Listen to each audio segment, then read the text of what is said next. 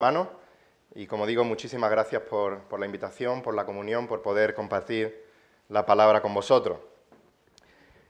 En enero de 2020, mi hijo mediano Juan y un servidor fuimos a Sevilla. Yo soy de Sevilla, mi madre vive en Sevilla, y fuimos a Sevilla a ver jugar al Sevilla contra el Athletic de Bilbao, en el estadio Ramón Sánchez-Pizjuán.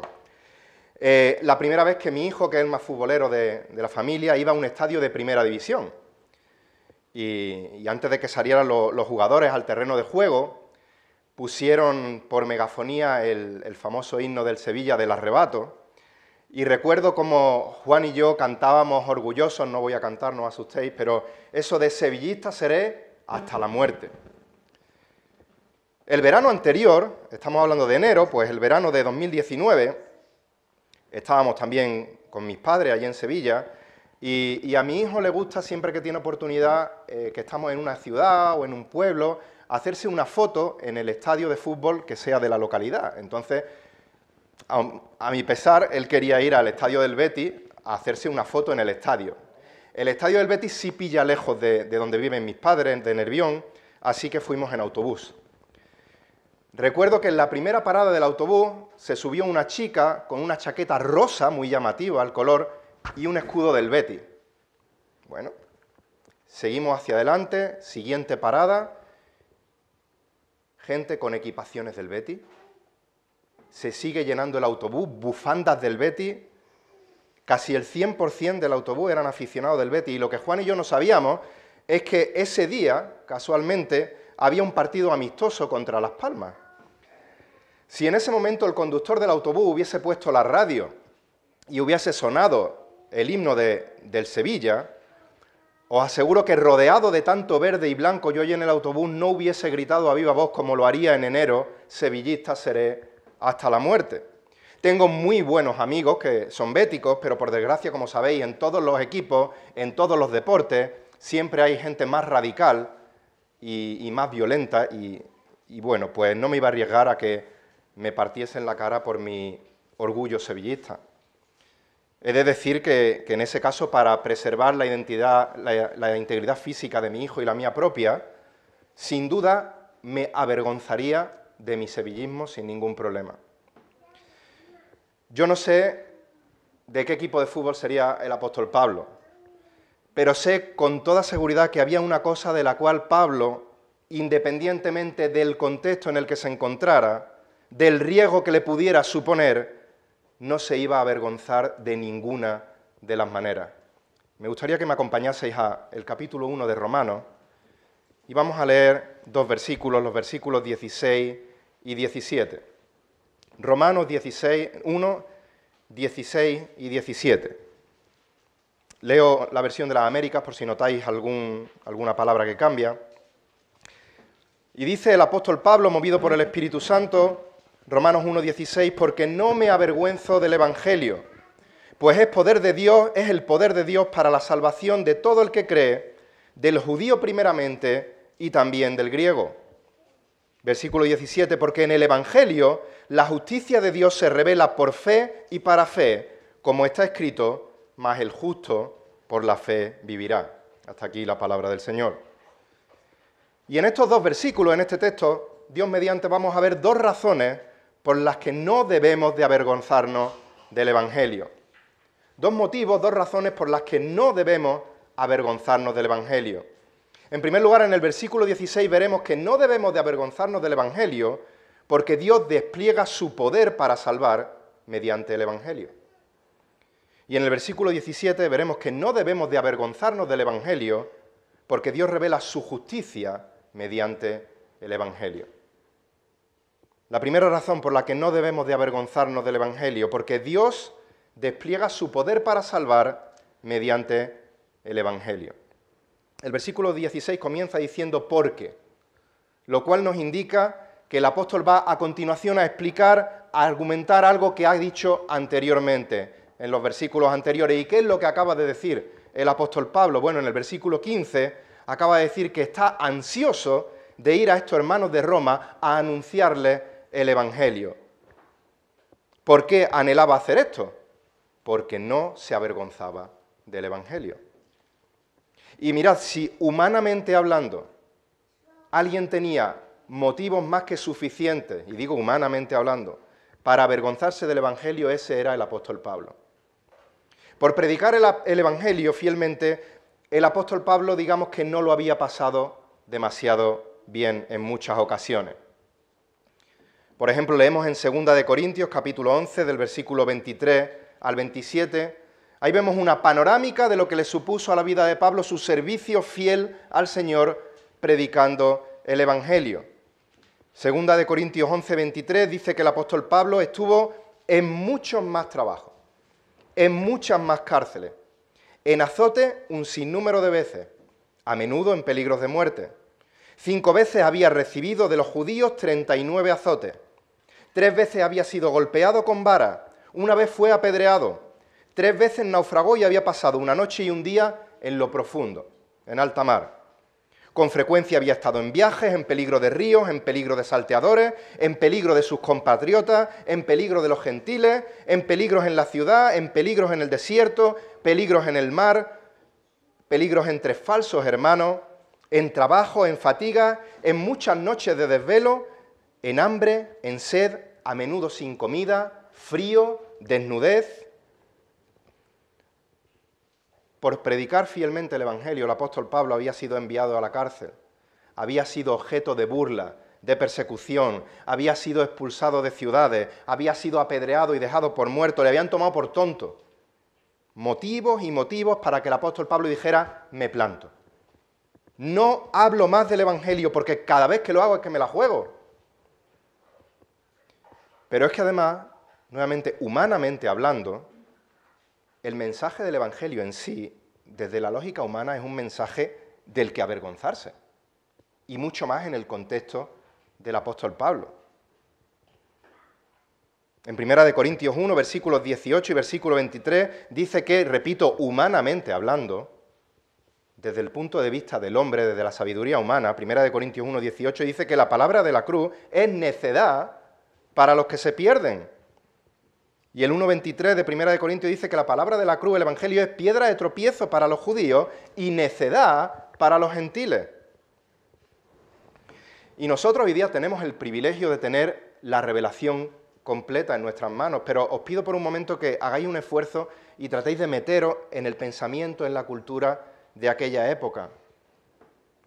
La crucifixión era una tortura tan cruel que estaba reservada solo para los peores criminales de la época y, por supuesto, que no fueran ciudadanos romanos. Y ahora nos llega un tal Pablo diciéndonos que el hombre es pecador y que la única solución para ser salvo se halla en un carpintero judío que ha sido crucificado y que era Dios encarnado. Es un mensaje, desde el punto de vista del hombre, digno de recibir todas las burlas posibles de aquel que no cree. Es ridículo para la mente no regenerada por el Espíritu Santo. Es absurdo para nuestra propia sabiduría. Por tanto, si no se tiene una noción clara de lo que es realmente el Evangelio, es fácil avergonzarse del Evangelio. Ahora bien, como creyentes, una vez que hemos entendido el Evangelio, también podemos en momentos puntuales avergonzarnos de predicar cuando Dios nos abre puertas para hacerlo, en el trabajo, en los estudios, con familiares no creyentes, con amigos. Timoteo tuvo que ser exhortado, tuvo que ser animado por el apóstol Pablo para que no se avergonzase del Evangelio. Dice 2 de Timoteo, capítulo 1, versículos 8 al 12. Pablo le está hablando a Timoteo, 2 de Timoteo 1, 8, y le dice, por tanto, no te avergüences del testimonio de nuestro Señor, ni de mí, prisionero suyo, sino participa conmigo en las aflicciones por el Evangelio, según el poder de Dios, quien nos ha salvado y nos ha llamado con un llamamiento santo, no según nuestras obras, sino según su propósito y según la gracia que nos fue dada en Cristo Jesús desde la eternidad y que ahora ha sido manifestada por la aparición de nuestro Salvador, Cristo Jesús, quien abolió la muerte y sacó a la luz la vida y la inmortalidad por medio del Evangelio, para el cual yo fui constituido predicador, apóstol y maestro. Y dice, por lo cual también sufro estas cosas, pero no me avergüenzo, porque yo sé en quién he creído y estoy convencido de que es poderoso para guardar mi depósito hasta aquel día. Pablo está diciendo, Timoteo, no me avergüenzo, porque yo sé en quién he creído. Y aunque sufro por este mensaje, estoy convencido de que Dios es poderoso para guardar mi depósito hasta aquel día. Y ese poder de ese que es poderoso es del que nos va a hablar a continuación Pablo, o del que nos está hablando en estos versículos. Pablo no se avergüenza del Evangelio, dice el texto, porque es el poder de Dios para salvación. Y esta palabra, poder, en el original, en el griego, dunamis, viene de nuestra palabra, o mejor dicho, a partir de esta palabra se traduce nuestra palabra hoy día, dinamita. Ahora bien, cuando el apóstol Pablo está escribiendo, la dinamita no estaba inventada todavía. Es más, la dinamita tiene un poder destructivo, mientras que el Evangelio es poderoso para construir vida nueva, para regenerar un corazón espiritualmente muerto y darle vida en Cristo. Y entiendo que muchas veces escuchamos, el Evangelio es poderoso como la dinamita del Señor, para enfatizar el poder del Evangelio. Pero muchas veces tenemos también que tener cuidado con las ilustraciones que usamos y los ejemplos que utilizamos. Pablo dice en 1 Corintios 1 que este evangelio es locura, que el evangelio es necedad, que es tropiezo, que es escándalo para los que no creen, pero en realidad este evangelio es el poder de Dios. El evangelio de Cristo es el poder de Dios y dice que Cristo es poder de Dios y sabiduría de Dios. Y Pablo no se avergonzaba de este evangelio porque es poder de Dios. En Hebreos 11:3 leemos que por la fe entendemos haber sido constituido el universo por la palabra de Dios, de modo que lo que se ve fue hecho de lo que no se veía. Sabemos que Dios es omnipotente, que Dios es todopoderoso. Solo tuvo que hablar y donde no había nada fue creado todo. Y es ese mismo poder omnipotente con el que Dios de la nada creó todo, el mismo poder que liberó al pueblo de Dios de la esclavitud en Egipto, el mismo poder que resucitó al Señor Jesucristo de entre los muertos, es el poder del Evangelio. Es el poder de Dios que hace que la explosión de la dinamita en comparación sea como una caricia en la mejilla. ¿Y cómo se despliega ese poder omnipotente en el Evangelio? Pues sigue diciendo el versículo 16, es el poder de Dios para salvación, para la salvación. El Evangelio es el medio que Dios usa para desplegar su poder para poder salvar. Salvación significa liberación, significa rescate. El ser humano necesita ser salvado, el ser humano necesita ser liberado. La pregunta es, ¿de qué? ¿Salvado o liberado de qué? Pues de la condenación eterna que Dios nos exige a todos nosotros pecadores como castigo de violar su estándar de santidad y de justicia perfecta debido a nuestro pecado. El mismo apóstol Pablo conocía de primera mano el poder liberador del Evangelio de Cristo. Él, antes de que el Señor Jesucristo le salvara, había sido un perseguidor de los seguidores de Jesucristo, de ese Cristo que había muerto en la cruz del Calvario. Su fin último, su objetivo último en la vida era eliminar de la faz de la tierra a todos esos herejes cristianos, pero un día se encontró con el Cristo resucitado. Un día se encontró personalmente con el Evangelio en persona. Y el poder del Evangelio, el poder de Cristo, abrió sus ojos espirituales para darse cuenta de la mentira en que vivía esclavizado por las tinieblas del pecado. Y en ese momento, el poder del Evangelio salvó al apóstol Pablo. Pablo fue liberado de la esclavitud, fue rescatado del reino de las tinieblas y fue traído al reino de la luz admirable de Cristo. Y es por ello que Pablo no se avergonzaba del Evangelio, porque es el poder de Dios que había transformado su vida y ahora él necesitaba predicar ese Evangelio para que Dios obrase con poder por medio del Evangelio para salvar más vidas según su soberana voluntad. Y notad que el pasaje nos dice que el Evangelio es uno de los medios que Dios usa para salvar, sino que dice que es el poder de Dios para salvación. El Evangelio es el único camino. El Evangelio no solo explica el camino hacia la salvación, sino que es el único medio que Dios usa Para salvar no hay otro poder que salve, no hay otro camino a la salvación. Dice Santiago 1,18 que Dios en el ejercicio de su voluntad nos hizo nacer por la palabra de verdad, por el Evangelio. ¿Para qué? Para que fuéramos primicia de sus criaturas. Dios decidió en su soberana voluntad salvarnos, hacernos nacer de nuevo. ¿Cómo? Por la palabra de verdad, por el poder del Evangelio, por la predicación del Evangelio. Juan 14,6, un texto que conocéis todos de memoria, el Señor Jesucristo dice: yo soy el camino y la verdad y la vida, y nadie viene al Padre sino por mí. No dice yo soy un camino y hay otro camino por el que llegar al Padre. No hay ninguna otra forma de acceso al Padre si no es por Cristo. No hay salvación fuera de Cristo. Hechos 4,12 dice que en ningún otro hay salvación, porque no hay otro nombre bajo el cielo dado a los hombres en el cual podamos ser salvos. Primera de Timoteo 2,5 nos dice que hay un solo Dios y también un solo mediador entre Dios y los hombres. ¿Quién? Cristo Jesús, hombre. Jesucristo es el Evangelio, Jesucristo es el único camino a la salvación. Por eso Pablo dice en 1 Corintios 1, 23 y 24 que nosotros predicamos a Cristo crucificado, piedra de tropiezo para los judíos, necedad para los gentiles, mas para los llamados, tanto judíos como griegos, Cristo es poder de Dios y sabiduría de Dios. Por eso Pablo no se avergüenza del Evangelio, porque es el poder de Dios para la salvación. ¿La salvación de quién? Sigue diciendo el versículo. Es el poder de Dios para la salvación de todo el que cree. El Evangelio no solo implica un conocimiento intelectual de la persona y de la obra de Cristo, sino que implica también una respuesta de parte de aquel que recibe el Evangelio. No es solo conocer una serie de doctrinas, sino primordialmente conocer a Jesucristo, creer en Él y someterse voluntariamente a su persona y a su palabra.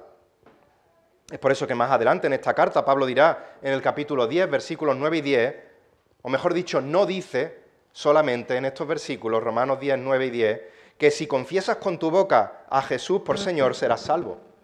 Esto es parte del versículo.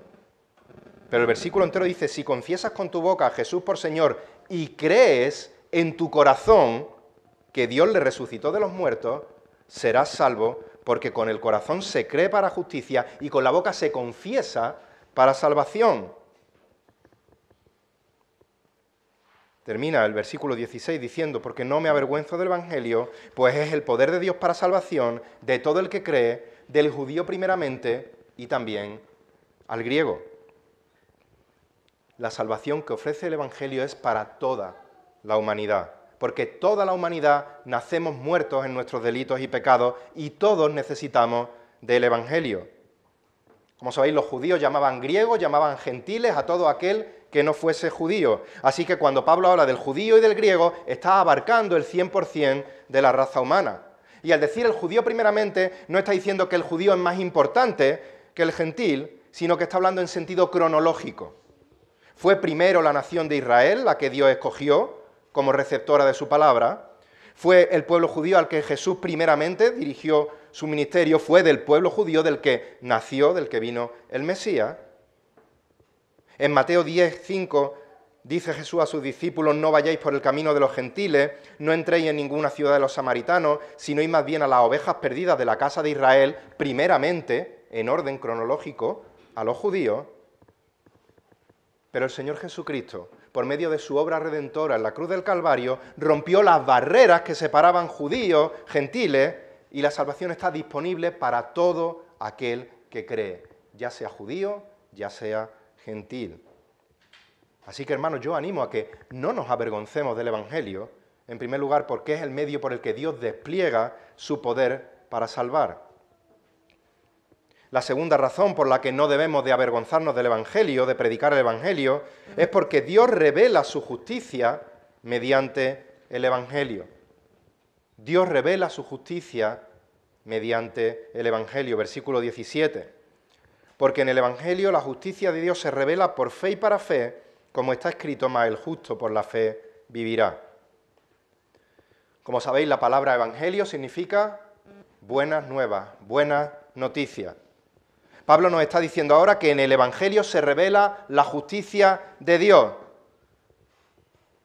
Y una mala interpretación de lo que significa aquí la justicia de Dios puede llevarnos erróneamente a convertir las buenas noticias en las peores noticias que podamos encontrar en el universo. Esta mala interpretación de lo que significa la justicia de Dios, por ejemplo, en este mismo texto, fue, como veremos, lo que convirtió la vida de Lutero en un sinvivir, hasta que finalmente comprendió realmente el significado de este versículo, y esas buenas noticias no solo transformaron su vida, sino que fueron el detonante de uno de los avivamientos más grandes de la historia, la Reforma Protestante. Tenemos que tener cuidado al leer, al estudiar la palabra de Dios, para no cometer errores de interpretación como cometió Lutero. Cuando predicamos la Biblia no podemos usar un texto bíblico para decir una verdad bíblica que no se encuentra en ese texto bíblico. Parece un trabalenguas, pero lo voy a repetir y lo voy a aclarar. Cuando predicamos la Biblia no podemos usar un texto bíblico para decir una verdad bíblica que no se encuentra en ese texto. Y en cuanto a esta justicia de Dios, sabemos que una de las perfecciones de Dios, uno de los atributos de Dios, es la justicia. Dios es justo. Encontramos esta verdad a lo largo de toda la palabra de Dios. Y que Dios sea justo implica que Él va a recompensar al que hace justicia y va a castigar al que comete injusticia. Dice el Salmo 9, versículos 4 y 5. Porque tú has mantenido mi derecho y mi causa. Te sientas en el trono juzgando con justicia. Has reprendido a las naciones, has destruido al impío, has borrado su nombre para siempre, jamás. Por lo tanto, la justicia de Dios juzga justamente y como consecuencia leemos que destruye al impío. En Romanos 3, versículo 5, leemos: y si nuestra injusticia hace resaltar la justicia de Dios, ¿qué diremos? ¿Acaso es injusto el Dios que expresa su ira? Hablo en términos humanos. Así que la Biblia es clara en que Dios es justo. La Biblia es clara en que Dios aplica justamente su justicia porque es santo y está airado contra el pecado. Pero no es esa justicia la que está hablando este versículo 17, cuando Pablo dice que en el Evangelio se revela la justicia de Dios. Y como he dicho, este error de interpretación fue el que llevó a Lutero a volverse casi loco de remate. Lutero había realizado estudios de abogacía, conocía perfectamente los términos legales. Lutero sabía que Dios es justo, conocía los versículos que acabamos de leer. Conocía Ezequiel 18:20 cuando dice que el alma que peque ciertamente morirá. Conocía que Romanos 3:10 dice que no hay justo ni aun uno. Pero si quiero ser salvo, tengo que cumplir el requisito de justicia que Dios demanda. Así que Lutero era consciente de que como pecador él había infringido multitud de ocasiones la ley, que él merecía el castigo eterno por dicha infracción. Pero ahora llega la carta a los romanos y dice que un evangelio, unas buenas noticias, ahora le amenazan, erróneamente interpretando, con que la justicia iba a revelarse en el evangelio, la justicia de Dios. Para Lutero esto no eran buenas noticias, eran las peores noticias. No hay posibilidad de salvación, ya que Dios demanda castigo del pecador, el pecador nunca puede llegar a cumplir ese estándar de justicia perfecto, y Dios revela su justicia en el Evangelio, estamos condenados. Ahora bien, Lutero interpretó mal este texto, pero lo que sí es cierto es que Dios es justicia. De manera que, si el Evangelio son buenas noticias de salvación al pecador, la pregunta del millón es: ¿cómo puede un Dios perfectamente justo justificar a un pecador, perdonar al culpable y seguir siendo justo? Y la respuesta la encontramos precisamente en el versículo 17, cuando dice que en el Evangelio se revela la justicia de Dios. Pablo no se avergonzaba de la buena noticia del Evangelio, porque la justicia que se revela no se refiere al atributo de la justicia de Dios, sino a la justicia de Dios que imputa al pecador como regalo de gracia por medio de la fe en Jesucristo. Dios tenía que salvarnos de alguna manera que concuerde con su justicia perfecta, y la única manera se llama Jesús de Nazaret. Por eso dice Pablo en 2 Corintios 5:21 que al que no conoció pecado, le hizo pecado ¿por quién? Por nosotros, para que fuésemos hechos justicia de Dios en él. Jesús paga en la cruz por nuestros pecados y nos concede su justicia perfecta por medio de la fe en él y en su obra. Para que esto fuese hecho realidad, el Hijo, la segunda persona de la Trinidad, se tuvo que encarnar, tuvo que vivir una vida perfecta en esta tierra en conformidad a la ley de Dios y tuvo que dar su vida en sacrificio por nosotros para satisfacer ese atributo, esa perfección de justicia perfecta de Dios Padre, que demanda castigar al culpable y librar al inocente. Como hemos escuchado en esta mañana, aunque he llegado un poco tarde a vuestro estudio, pero como decía Alejandro, Jesucristo tuvo que vivir la vida perfecta que nosotros no podíamos vivir. Y tuvo que morir la muerte que nosotros sí merecíamos morir. Así que al creer en Jesucristo, solo por gracia, solo por medio de la fe, al confesarle como Señor y Salvador de tu vida, eres salvado y eres declarado justo delante de Dios, porque la justicia perfecta de Jesucristo es cargada a tu cuenta, te es imputada y Dios ahora te trata como si tú hubieras vivido la vida perfecta de Cristo. Es esa justicia de Dios la que se revela en el Evangelio, la que se revela en la persona, en la obra de Jesucristo, de manera que no se basa en una justicia interna del hombre, ya que no tenemos justicia interna que merezca salvación, sino que es un acto externo al hombre, que Dios lleva a cabo en nosotros, declarándonos justos, declarándonos perfectos, mediante la fe en la persona y la obra del Señor Jesucristo. Dice Isaías 61:10, en gran manera me gozaré en el Señor, mi alma se regocijará en mi Dios, porque Él me ha vestido de ropas de salvación, me ha envuelto del manto de justicia, como el novio se engalana con una corona, como la novia se adorna con su joya. El profeta está diciendo que Dios nos salva y nos cubre con su justicia perfecta. Jeremías 23, versículos 5 y 6, dice el profeta, he aquí vienen días, declara el Señor, en que levantaré a David un renuevo justo y él reinará como rey, actuará sabiamente y practicará el derecho y la justicia en la tierra. En sus días será salvo Judá e Israel morará seguro, y este es su nombre por el cual será llamado, el Señor, justicia nuestra.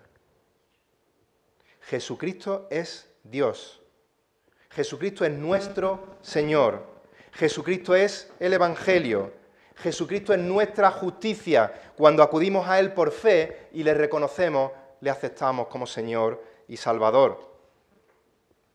Dice Romanos 5:17, porque si por la transgresión de uno, habla de Adán, por este reinó la muerte, mucho más reinarán en vida por medio de uno, Jesucristo, los que reciben la abundancia de la gracia y el don de la justicia.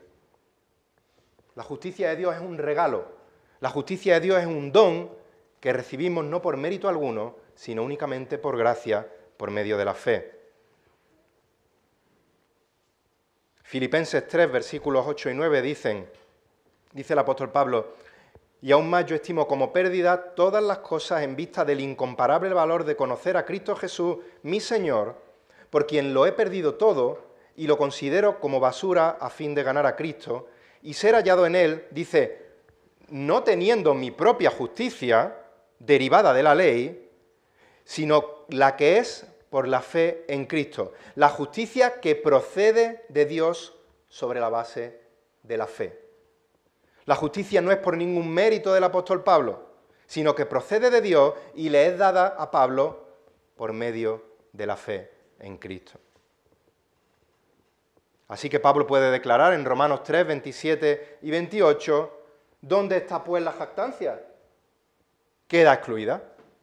¿Por cuál ley? ¿La de las obras? No, sino por la ley de la fe.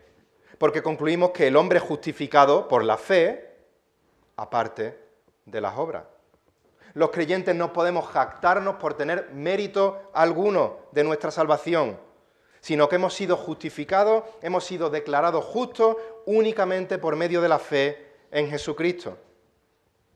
En definitiva, y repetimos, la justicia que nunca podríamos alcanzar por nosotros mismos nos ha sido imputada por medio de la fe en la obra de Jesucristo.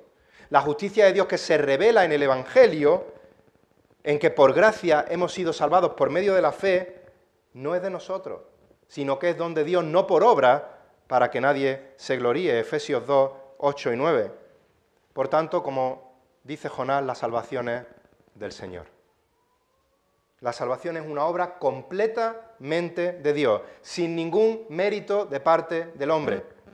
Dios es el justo, Dios es el que imparte justicia, Dios es el que acredita su justicia al pecador mediante la fe en la obra de Jesucristo. De ahí que el versículo 17 siga diciendo Pablo, la justicia de Dios se revela por fe y para fe. Y cuando dice aquí se revela, se descubre, no está hablando simplemente de una revelación de información. No está diciendo, el Evangelio dice que la justicia de Dios es esto, esto, esto y esto. Sino que está hablando de una revelación práctica, de la aplicación de la justicia que salva al pecador. En el versículo siguiente, en el 18, vemos la misma revelación práctica, esta vez en cuanto a la aplicación de la ira de Dios contra los impíos. Usa la misma palabra, dice, la ira de Dios se revela, se aplica de manera práctica desde el cielo contra toda impiedad e injusticia de los hombres que con injusticia restringen la verdad. Por lo tanto, en el Evangelio Dios revela, Dios aplica de manera práctica la justicia, imputándola, acreditándola, concediéndosela al pecador arrepentido que acude a Cristo por fe, pidiéndole perdón y salvación. Y Dios salva a ese pecador, a esa pecadora, justificándola en base a la justicia perfecta de Cristo.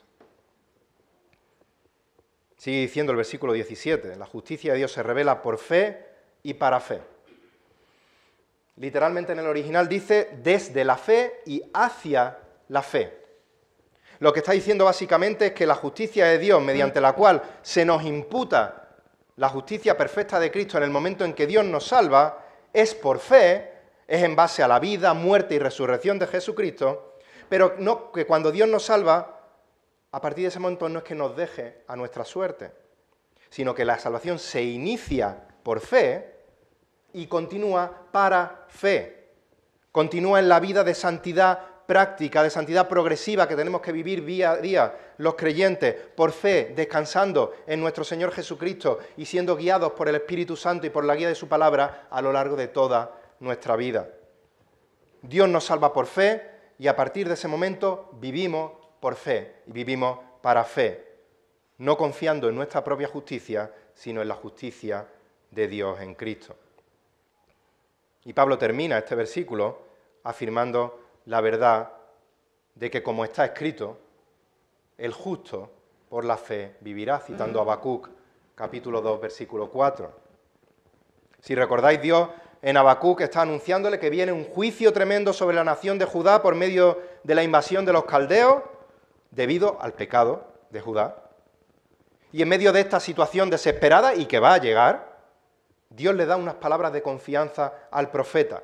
Sí, viene juicio, viene castigo, pero confiad que el justo por la fe vivirá. Y Pablo, en definitiva, al citar el Antiguo Testamento, lo que está haciéndonos ver es que el Evangelio no es algo nuevo. El Evangelio no es algo solo del Nuevo Testamento, sino que el Evangelio se encuentra a lo largo de toda la palabra. La salvación es por la fe que Dios nos da amparados en la justicia perfecta de Jesucristo. Es la misma fe por la cual Abraham creyó y le fue contado por justicia, como dice Romanos 4:3. Así que hemos visto dos razones por las que no debemos de avergonzarnos de predicar el Evangelio. En primer lugar, porque Dios despliega su poder para salvar mediante el Evangelio. En segundo lugar, porque Dios revela su justicia mediante el Evangelio. Y vivimos en una sociedad que cada vez se declara más abierta, cada vez se declara más tolerante con cualquier forma de pensamiento, cualquier filosofía, cualquier religión, menos el cristianismo, menos la fe cristiana. Ahí no hay tolerancia, ahí hay locura, ahí hay necedad, ahí hay piedra de tropiezo y las verdades absolutas que el Evangelio proclaman no van a gustar. Vamos a ser insultados, vamos a ser agredidos, vamos a ser rechazados, vamos a ser burlados, pero cuando estemos tentados a avergonzarnos del Evangelio por medio de las consecuencias que pueda acarrear a nuestra vida, recordemos que el Evangelio es la única manera que Dios ha decidido para desplegar su poder omnipotente de salvación y para imputar la justicia perfecta del Hijo amado a todo aquel que cree en Él. Hay una frase de un predicador, Steve Lawson, que dice que el mayor gozo es conocer a Cristo, el segundo mayor gozo es darlo a conocer. El mayor gozo es conocer a Cristo, el segundo mayor gozo es darlo a conocer. No olvidemos que la fe viene por el oír, y el oír por la palabra de Dios, Romanos 10, 17. Os animo, os exhorto a que seamos valientes. ¿Para qué? Para que la palabra de Dios pueda ser oída y pueda ser creída, porque no nos avergonzamos del Evangelio, y que por medio de este Evangelio, que es el poder de Dios para salvación, Dios añada cada día a su iglesia a aquellos que han de ser salvos para la gloria de su nombre. Que el Señor bendiga su palabra.